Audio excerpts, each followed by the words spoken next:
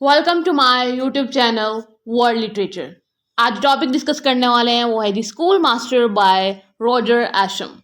Roger Ascham का ये जो वर्क है द स्कूल मास्टर, इसको लिखने के बिहाइंड जो है वो एक लॉन्ग स्टोरी है। क्योंकि the school master 15th century में लिखा गया। उस टाइम पे लिखा गया जब स्कूल सिस्टम जो है वो बहुत डिफरेंट होता था। स्कूल इस टाइप के थे, या तो अपर क्लास थी या फिर जो है वो मिडिल क्लास थी।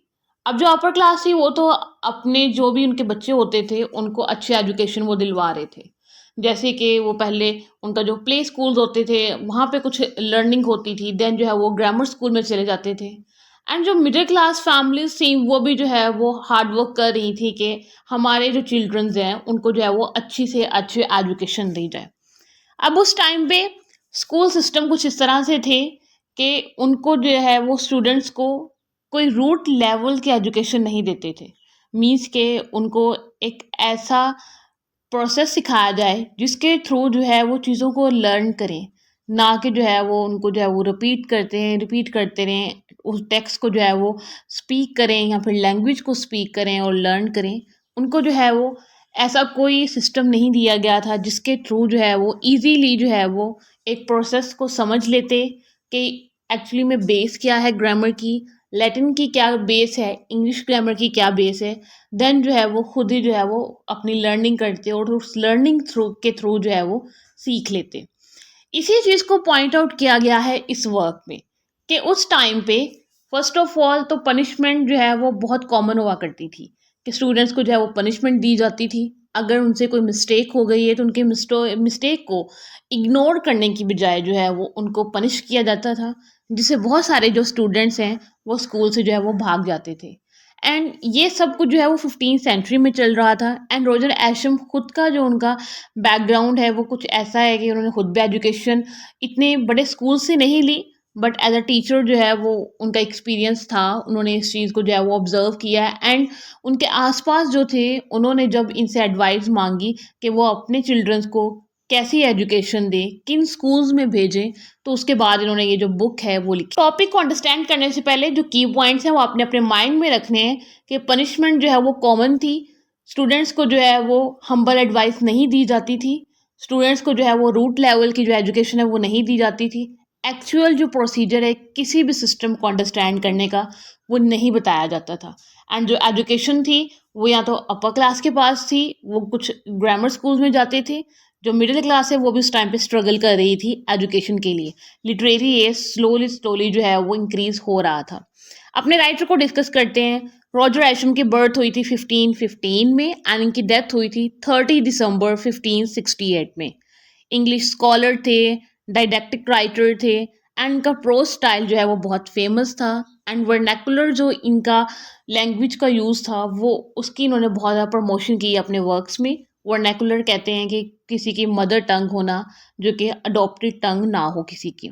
एंड जो एजुकेशन पे जो है वो उन्होंने डिफरेंट थ्योरीज दी हैं, जैसे कि आज की जो है वो हम डिस्कस करने वाले हैं। रॉजर एशम का जो करियर है वो कुछ ऐसा है कि एडवर्ड सिक्स की एडमिनिस्ट्रेशन में रहे, मैरी फर्स्ट की एडमिनिस्ट्रेशन में रहे एंड एलिजाबेथ फर्स्ट में। देन जो है वो एलिजाबेथ जो थी उनके ट्यूटर भी ये रहे थे। ग्रीक एंड लैटिन इन्होंने पढ़ाई थी 1548 टू 1550। स्कूल मास्टर के स्टार्ट में रॉजर जो है वो कुछ लाइंस कहते हैं। I assure you there is no such whetstone to sharpen a good wit, कि ऐसा कोई भी माइलस्टोन नहीं है जो एक विट को जो है वो शार्प कर सके and encourage a will to learning, कि जो लर्निंग की विल पावर है वो उसको इंक्रीज कर सकता है एज इज प्रेज। कि अगर आप किसी को अप्रिशिएट करते हो किसी चीज़ के लिए तो वो एक बूस्टिंग एलिमेंट होता है किसी भी चीज़ का। मीन्स कि अगर आप किसी को अप्रिशिएट करते हो उसकी स्किल्स के लिए, उसके टैलेंट के लिए, उसके लर्निंग प्रोसेस के लिए, तो उस ऑटोमेटिकली उस स्टूडेंट का, उस ह्यूमन बीइंग का जो लर्निंग प्रोसेस है वो फास्ट हो जाता है, उसे मोटिवेशन मिल जाती है, वो खुद की एनर्जी को जो है वो बूस्टेड फील करता है एंड उसका जो इंटेलेक्ट है, उसका जो विट है वो भी इंक्रीज होना स्टार्ट हो जाता है। तो रॉजर कहते हैं कि जो प्रेज करना है, अप्रिशिएट करना है, ये की एलिमेंट है किसी भी इंसान में अगर आप प्रोग्रेस देखना चाहते। द स्कूल मास्टर जो वर्क था वो 1570 में जो है वो पब्लिश हुआ था रॉजर की डेथ के बाद। इसमें जो है वो इन्होंने बताया है कि एक टीचर का रोल क्या होता है, एंड जो किसी को टीच करने के कौन से मेथड्स होते हैं एंड स्टूडेंट्स को किन लेवल्स पे जो है वो टीच किया जाना चाहिए, कौन सी ऐसी चीज़ें हैं जिनको जो है वो टीचिंग का पार्ट नहीं होना चाहिए एंड जो हमारा एजुकेशन सिस्टम है उसका पार्ट भी जो है वो नहीं होना चाहिए। एंड स्टूडेंट्स को जो है वो अगर हम इनकरेज करेंगे तो वो नेचुरल जो उनका लव है लर्निंग के लिए वो इंक्रीज होगा। तो इनकरेजमेंट जो है वो बहुत इंपॉर्टेंट है स्टूडेंट्स की लाइफ के। लास्ट टर्न में रॉजर ने अपना टीचिंग एक्सपीरियंस जो है वो शेयर किया है एंड टीचिंग के लिए एक मेथड बताया है। कहते हैं कि reverse translation for teaching Latin, कि जो है ना वो रिवर्स ट्रांसलेशन का जो प्रोसेस है वो करना चाहिए। अब ये रिवर्स ट्रांसलेशन क्या होता है इसको हम आगे जाके डिस्कस करते हैं। कहते हैं कि सिसोरस जो लेटर्स हैं इसकी सिलेक्शन होनी चाहिए जो कि जर्मन स्कॉलर स्टर्मियस ने जो है वो स्टूडेंट्स के लिए स्पेशली जो है वो अरेंज की है, जिससे जो है वो स्टूडेंट्स इजीली जो है वो लैटिन को जो है वो लर्न कर सकते हैं।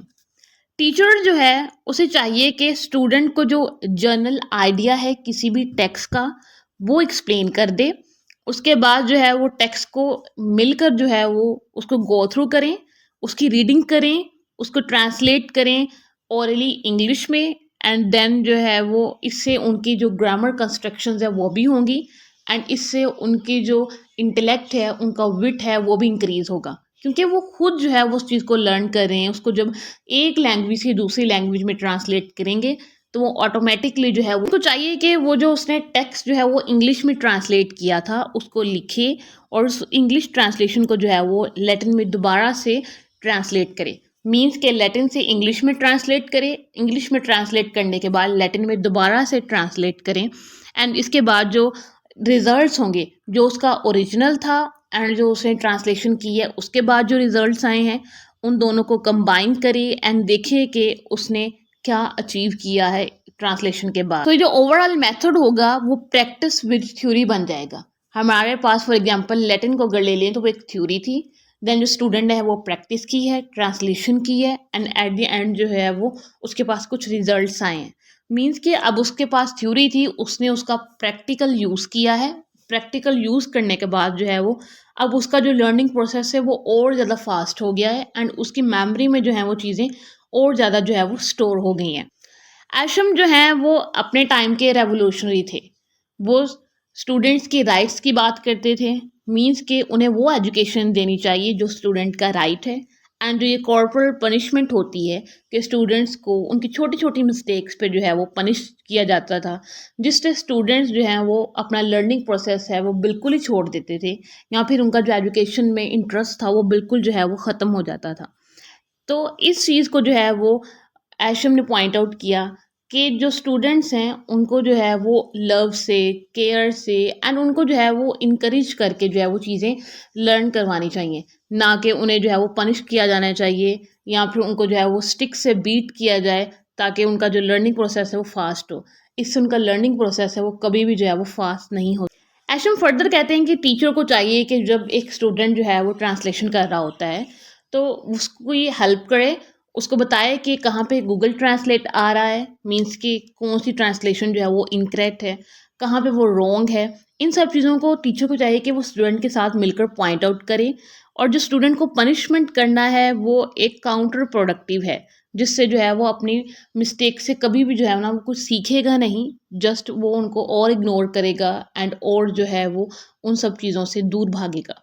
एंड लास्ट में जो है वो रोजर कहते हैं कि एक जो स्टूडेंट होता है वो कभी भी इस चीज़ से अफ्रेड नहीं करना चाहिए कि वो अपने टीचर के से किसी चीज़ से रिलेटेड जो है वो क्वेश्चन करे। अगर वो टीचर से डर कर जो है वो कोई क्वेश्चन नहीं करेगा तो उसका रिएक्शन ये होगा कि वो दूसरे स्टूडेंट से पूछेगा, तो दूसरे स्टूडेंट्स के पास भी कम नॉलेज होगा तो दोनों जो है वो मिलकर जो है वो बड़ी मिस्टेक्स करेंगे, जिससे जो है वो उनका लर्निंग जो प्रोसेस है वो कभी भी नहीं हो सकता है। एक्चुअली में ये वर्क जो है वो लेंथी था एंड इस वर्क के बिहाइंड जो स्टोरी है, जो इसे पब्लिश होने से पहले की जो स्टोरी है वो भी बड़ी लेंथी है एंड इसके पब्लिश होने के बाद क्या इफ़ेक्ट्स आए वो भी लेंथी है। सो हमने आज के लेक्चर में जस्ट एक ओवरव्यू लेने की कोशिश की है कि एक्चुअली में द स्कूल मास्टर में क्या डिस्कस किया गया था, किन चीज़ों को जो है वो पॉइंट आउट किया गया था। एक्चुअली में हमारे अगर करंट स्कूल्स देखें तो वहाँ का एजुकेशन सिस्टम भी बहुत डिफरेंट है। स्टूडेंट्स को जो है वो बेसिक रूल्स नहीं सिखाए जाते हैं। अगर उन्हें जो है वो बेस दे दी जाए तो वो खुद ही अपना एक स्टेज बना लेंगे। हम ये कह सकते हैं कि उन्हें जो है वो जस्ट कुछ की पॉइंट्स दे दें तो वो खुद थ्योरी बनाना सीख लेंगे। बट उनको जो है वो जब वो बेसिक नॉलेज ही नहीं दिया जाता है, उनको रूट्स ही नहीं सिखाई जाती हैं, तो वो प्लांट कैसे बड़ा होगा एंड उस प्लांट पे कैसे फ्रूट्स जो हैं वो लगेंगे। आई होप कि ये लेक्चर जो है आपको समझ आया होगा। वीडियो को लाइक और शेयर और चैनल को ज़रूर सब्सक्राइब कीजिएगा। Thanks for watching my channel.